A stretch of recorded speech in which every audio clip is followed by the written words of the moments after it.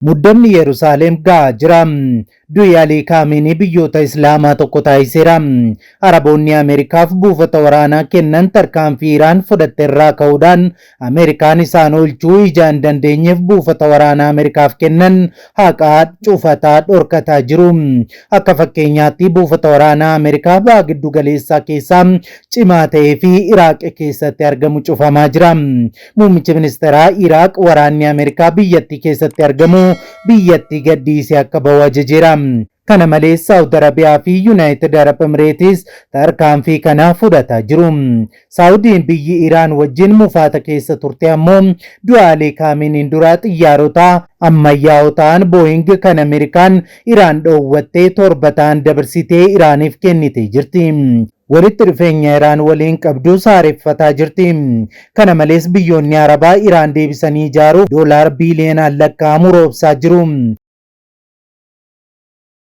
Saawudiin $3 biiliyoona Iraaniif deeggarsa gooteetti akka harka fuudhaatti jechuudha. Sirna awwaalcha Alii Kaamenii torban tokkoof turu kana keessatti aangaa'onni biyyoota Islaamaa kanneen akka Paakistaan, Turkii, Gibxii, Saawud Arabiyaa fi Afgaanistaan, Oomaan, Iraaq, Kuweet, Qaataarii fi kanneen kana fakkaatan dirree guddicha Teheraan irratti argamaniiru.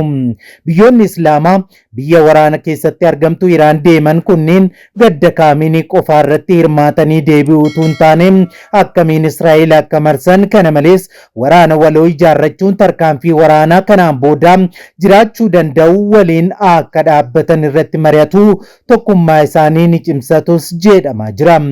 Yesuus itti dhiyaatee mandara Yerusaalem yommuu argeen boo'ee fi har'umallee ati nagaadhaaf kan siif ta'utu beekte attam gaarii ture, amma garuu wanti kun ija kee duraa dhokatee jiras ittiin jedhe.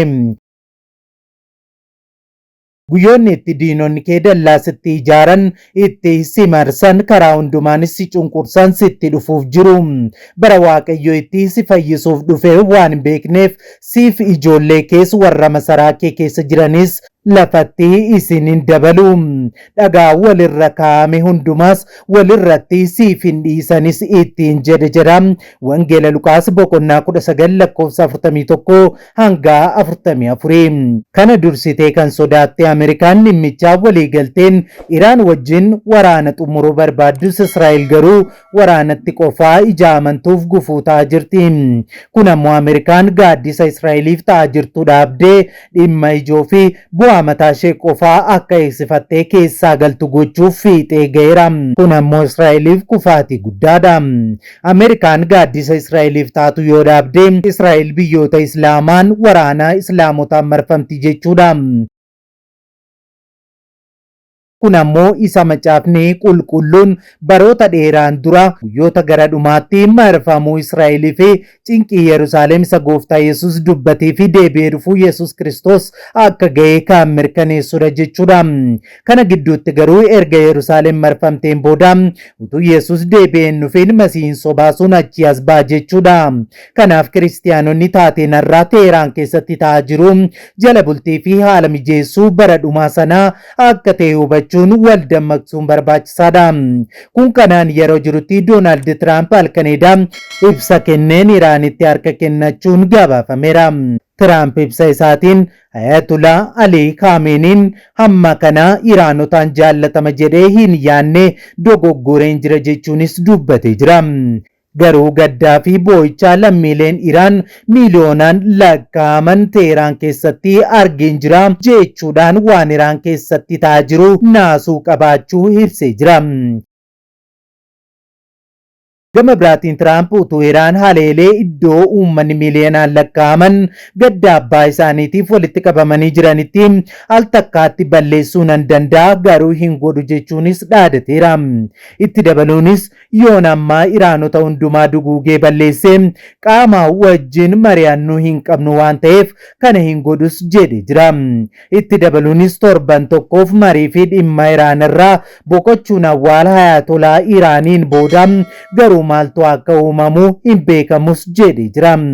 Gama biraatiin Tiraamp itti dabaluudhaan muummichi ministeeraa Israa'el Benjaamin Naataaniyaahu wajjin walgaarreffannaan akka jirus ibseera. Tiraamp itti dabaluun ani fi Naataaniyaahun baay'ee waliif galla, garuu eenyu beekamaa fi guddaa akka ta'e akkasumas eenyu ajajaa akka kennu Benjaamin Naataaniyaahu gaafadha, inniyyuu isinitti himaa jechuudhaan Naataaniyaahu jechaan tuqee jira. Kun kanaan yeroo jirutti namoonni miliyoonaan lakkaa'aman Teeraanitti walitti qabamanii fi hordoftoota amantaa Islaamaa ta'an waliin ta'uun alaabaa diimaa mirmirsuun haaloo ni baanna, haaloo baachuu barbaanna jecha reenfaalee kaameenii marsaa bu'aa turaniiru. Pireezidantiin Ameerikaa Doonaald Tiraamp Ameerikaa fi Iraan hanga sirni awwaalchaa Ayatolaa Kaameenii xumuramutti marii irraa boqonnaa fudhachuus ibsee jira. Biyyoonni lamaan hanga sirni awwaalchaa hoogganaa olaanaa Iraan duraanii Ayatolaa Kaameenii xumuramutti boqonnaa fudhachuuf waan murteessaniif mariin Waashingten Teheraan waliin taasiftu akka dhaabbate miidiyaa Ameerikaa Axios jedhamutti himeera. Tiraamp gaaffiif deebii bilbilaan madda oduu Ameerikaa kanaa waliin taasiseen lammiileen Iraan tokko sirna awwaalcha Kaameenii irratti yeroo bu'an arguu isaa akka isa ajaa'ibes dubbatee jira. Namoonni hoogganaa olaanaa duraanii kana jibbu jedhee akka yaadaa ture kan hime Tiraamp tarii imimmaan sobaa ta'uu danda'as jedhee jira. Ayatolaa Kaameniin haleellaa Ameerikaa fi Israa'el ji'a gurraandhalaa keessaa Iraan irratti raawwataniin ajjeefamanii amma gadda ibsuu fi sirna awwaalchaa ifatti gaggeessuuf torban tokkoof kan turuu ibsannaan gaddi Teheraan keessatti eegalamees jira. Namoonni uffata gaddaa gurraacha uffatan masjiida guddaa Teheraan alatti walitti qabaman jiru. Reenfi Ayatolaa masjiida guddaa keessa kaa'amee kan jiru yoo ta'u sirni awwaalcha isaa kamisa magaalaa dhaloota isaa Mashaad keessatti ni raawwatamas jedhamee jira. Qondaaltonni Teheraan akka jedhanitti guyyoota itti aanan keessatti namoonni miliyoona 15 hanga 20 ta'an Iraanii fi Iraaq keessatti sirna awwaalchaa irratti ni argamu jedhamanii akka eegaman ibsaniiru. Pireezidantiin Ameerikaa Doonaald Tiraamp waa'ee awwaalcha kana akkas jedhe. Aangaa'onni Iraan hundi isaanii achi jiru. Hundi isaanii bakka tokkotti ija argamaniif hunda isaanii ajjeesuu dandeenya dhukaasa tokkoon jechuunis dubbateera. Garuu akkasiin goonu sababni isaa namni waliin mari'annuuf waan hin jirreefis jedheera. Dubbii kanaan dura qondaaltonni Iraan waliigaltee akka godhan kadhachaa jiru jechuun irra deebi'anii kan dubbate Tiraamp gama lachuu hanga sirni awwaalcha Kaameenii xumuramutti marii irraa torban tokkoof boqonnaa fudhachuuf murteessuu isaanii dubbatee jira. Itti dabaluudhaanis yeroo kana keessatti gama lachuun haleellaa walirratti akka hin banne walii galuunis gabaafameera. Tiraamp torbee dhufu muummicha ministeeraa Israa'el Benjaamin Naataaniyaahu waliin wal arguun isaanii akka hin oolle Axiositti himee jira. Akka gaariitti deemaa jirra. Naataaniyaahun eenyu akka hoogganaa ta'e beekaa jechuudhaan jechaanis tuqanii jiru. Kun kanaan yeroo jirutti qabeenyi lammiilee Iraan akka gadhiifamu Iraan gaafachuun ishee ni yaadatama. Lola biyyoota lamaanii dhaabuuf waliigaltee wal hubannoo biyyoota lameen dhiyoo mallatteessan keessaa kun dhimma ijoodha. Teheraan maallaqa ishee sababa qoqqobbii fi dhorkaatiin biyya alaatti qabamee jiru argachuuf barbaadaa turteetti. Qabeenyi kun baay'eensaa Ameerikaa jiraachuu baatus akka gadhiifamu murteessuu keessatti garuu Waashingten shoora bal'aa taphatti. Akka xiinxaltoonni jedhanitti dinagdee Iraan waggootaaf qoqqobbii fi qollifama dinagdee qaala'insaa fi gatiin maallaqaa kufuutiin rakkataa baateef waraana Ameerikaa fi Israa'eliin miidhamteef lubbuu itti horaa jedhama jira. Haa ta'u malee waliigaltee kamiyyuu gara daddabarsa maallaqaa qabatamaatti geeddaruun waan walxaxaa gufuu seeraa fi faayinaansii fi siyaasaa qabaatas jedhanii jiru. Qabeenyi Iraan waliigalaan hangam uggurame akka jiru lakkoobsi ifatti beekamu hin jiru. Haa ta'u malee tilmaamaan garuu doolaara biiliyoona 27 hanga doolaara biiliyoona 100tti akka tilmaamamu ibsamee jira. Maallaqni yookaan qabeenyi Iraan kun akkaawuntii tokko keessa jira miti. Galii boba'aa alergii humna elektirikaa guddaarra maallaqa baankii biyya alaatti qabamee jiruu fi qabeenya wal-dhibdeen seeraan qabamee jiru waggoota kurnaniin dura kan dabalatudha. Iraan biyyoota alaatti yeroo boba'aa gurgurtu Maallaqni ishee kun akkaawuntii biyya boba'aa irraa bittuu keessatti kuufama. Haa ta'u malee qoqqobbiin irra kaa'ame qarshii kana Iraan akka hin arganne godheeraani. Qabeenyi Iraan jalqabaa uggurame bara 1979 erga Teheraan imbaasii Ameerikaa to'atteen boodadha. Qabeenyi gariin waliigaltee ergasii yeroo yerootti taasifameen booda gadhiifamus waliigalteen waraanaa mootummaan warraaqsa Islaamaa Iraan aangootti dhufuun dura mallattaa'ee osoo hin furamin jira. Uggurri marsaa lammataa kan jalqabe bara 2011 hanga 12 gidduutti kan jalqabe yoo ta'u qoqqobbii niwukilaaraa fi Iraaniin sirna baankii addunyaa keessaa baasuudha. Kuninuma Ameerikaan waliigaltee bara 2015 keessaa bara 2018 ba'u hordofee jabaateera. Hanguma dorkaan jabaachaa deeme hammi galii biyyattii alatti qabamee jirus dabalaa deeme. Kun kan ifatti ugguramee fi fayyadamuu irratti dhorkaan kaa'amurraa kan ka'edha. Frederick Schneider namni jedhamu gumii baagiddu galaa keessatti ogeessa dinagdee dhimma idil addunyaa irratti gorsa kennuudha. Uggurri gosa garaagaraa jiraachuu ibsuun kunis maallaqa ifatti dhorkamee maallaqa faayidaa irra ooluu hin dandeenye fi maallaqa wallibdee seeraan qabame jirudha jedhee jira. Qabeenyi Iraan baay'een Ameerikaan alatti qabame jira. Harki guddaan qabeenya kanaa Chaayinaa biyya Iraan boba'aa bittuun qabame kan jiru yoo ta'u kunis doolaara biiliyoona 20 hanga biiliyoona 50 akka ta'u ibsamee jira. Kaan ammoo Iraaq keessatti qabame kan jiru yoo ta'u kaffaltii alergii gaasii fi elektirikii doolaara biiliyoona 10 hanga biiliyoona 15 ta'udha. Kooriyaan kibbaa doolaara biiliyoona 6 hanga galii boba'aa irraa argamee fi bara 2023tti Qaataaritti darbee qabattee akka turte koongireensiin Ameerikaa beeksisee jira.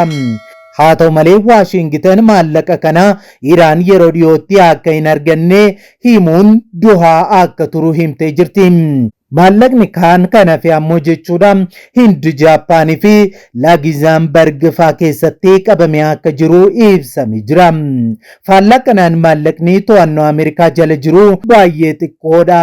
Doolaara biiliyoona 2 akka ta'u koongireensiin Ameerikaa ibseera. Qarshii dhaddachi murteessee beenyaa fa'aa yoo ta'u gadhiisuuf akkaan rakkisaadha. Maallaqi Iraan baay'eensaa Ameerikaan ala haa ta'uyyuu malee dhiibbaan Waashingitan qoqqobbii sadarkaa lammaffaa waan jedhamurraa dhufa. Kun Iraan qofa osoo hin taane baankii biyyoota alaa dhaabotaa fi mootummaa isaan waliin daldaaluu irratti dhiibbaa gochuu danda'a. Dhaabbanni Iraan maallaqa ishee akka sochoostu gargaare sirna faayinaansii Ameerikaa keessaa baafamuun dabalataan adabbiin irra ga'uu danda'a. Sababa kanaan biyyooti qarshii Iraan qabatanii jiran gadhiisuudhaaf boodatti harkifatu yookaan eeyyama Ameerikaa eegu. Waliigalteen kun Iraaniif aara galfii dinagdee kennaafi alergii boba'aa fi oomisha peetirooleemii geejjiba irratti akka hirmaattu eeyyamamaaf jechuudha. Maallaqa dhorkame gariin akka argattu gochuu baankii biyyaalessaa Iraan maallaqa ofii akka to'atu eeyyamaaf jechuudha. Waliigalteen kun tattaaffii Iraan deebisanii ijaaruu ni dabalata. Doolaara biiliyoona 300 akkatti dhimmi kun qabatamaatti hojiirra ooluu waliigaltee dhumaarratti kaa'amas jechuudha. Ameerikaan qarshii kamiyyuu kallattiin Iraaniif akka hin kaffalle himteetti. Inuma investimentii anniisaa geejjibaa fi kaan irratti hirmaachuufaa akka filannootti kaa'aniiru. Qabatamaan qarshiin kun qabamee turuu danda'a jedha Esfandaa'er. Dhimmi kun daangaa akkaan walxaxaa isa mudachuu mala jechuun BBC'tti himee jira. Iraan maallaqa ishee biyyoota kaan irratti baasuu dandeessi garuu sadarkaa idil addunyaan daddabarsuu hin dandeessu jedheera. Schneider immoo waliigalteen kun hangam turaa kan jedhus rakkoo gara biraadha jechuun ka'a. Qoqqobbiin Ameerikaa dhimma koongireensiidhaan seeraan barreeffame yoo ta'u pirezidentiin akkasumaan kaasuu waan hin dandeenyeef eeyyama yeroo qofaa kennuu danda'a. kun immoo haara galfiin qoqqobbii hangam turaa kan jedhu irratti shakkii uumuu danda'a. Bara 2015 yeroo Iraan qabeenya ishee muraasa akka galfattuuf eeyyamamee waan wal fakkaataatu mudate. Haala kanaan baankonni baay'een of eeggannoodhaan kan turan yoo ta'u bara 2018 Ameerikaan waliigalticha keessaa baate. Torbee darbee Iraan Ameerikaan doolaara biiliyoona 12 akka gadhiistu himtus Waashingtan garuu hin mirkaneessine. Kana malees Ameerikaan qabeenya Iraan keessaa gariin biyyoota galoo galaanaa waraanaan miidhamaniif beenyaa kennuuf akka fayyadamtu shakkiin jira. Iraan garuu dhimma kana ni balaaleffatti. Bara 2024 dinagdeen Iraan doolaara biiliyoona 400 fi biiliyoona 75tti akka tilmaamamu baankiin addunyaa tilmaameera. Qondaaltonni Iraan waraana kanaan doolaara biiliyoona 300 akka dhabantu dinagdee biyyattii parsantii 10 akka gadi bu'es tilmaamameera ibsameera. Maallaqni Iraan kun gariin illee utoo gadhiifamee fi haara galfii dinagdee yeroo kennuu fi akka danda'us ibsamee jira. Xumura irratti sirni geggeessaa hoogganaa olaanaa Iraan Alii Khamenei guyyoota muraasaaf akka turu ibsamee jira. Hoogganaan olaanaa duraanii Iraan Alii Khamenei ji'oota 4 fi 7 dura haleellaa waloo Ameerikaa fi Israa'eliin ajjeefame. Sirni awwaalcha isaas kamisa dhufu iddoo qe'ee itti dhalatanitti akka raawwatamu ibsamee jira. Akka aangaa'onni Iraan jedhanitti uummanni miliyoona 12 hanga 20 ta'u sagantaa geggeessaa kana irratti ni argamu jedheera. Kana sirna awwaalchaa jaarraa kana jechuun ibsaniiru. Sirni awwaalcha isaanii kun yeroo Ameerikaa fi Iraan dhibdee gidduu isaanii jiru hiikuuf yaalaa jiranitti kan adeemsifamaa jirudha. Waaqayyo nagaaf tasgabbii guddaa nuuf haa kennu. Egaan daawwattoota Kiristiyaan Miidiyaa qophiin wayitaawaa yeroo kanatti isiniif qindeeffannee kan hanga ammaatti daawwattanidha. Waan daawwattaniif ulfaadhaa jechaa qophii keenya walakkaatti kan itti dabalamtan subscribe gochuun mallattoo beelii sana fuulduratti isinii dhufu haala tokko kun ol kan jirtu rakkaaddaa like share godhaa yaada keessan saanduqa yaadaa keessatti nu qodaa. Sa'aatii yartuun boodaa qophii wayitaaf gara biraan hanga deebinee ol arginutti turtiin turtii gaarii isiniif haa ta'u nagaan tura.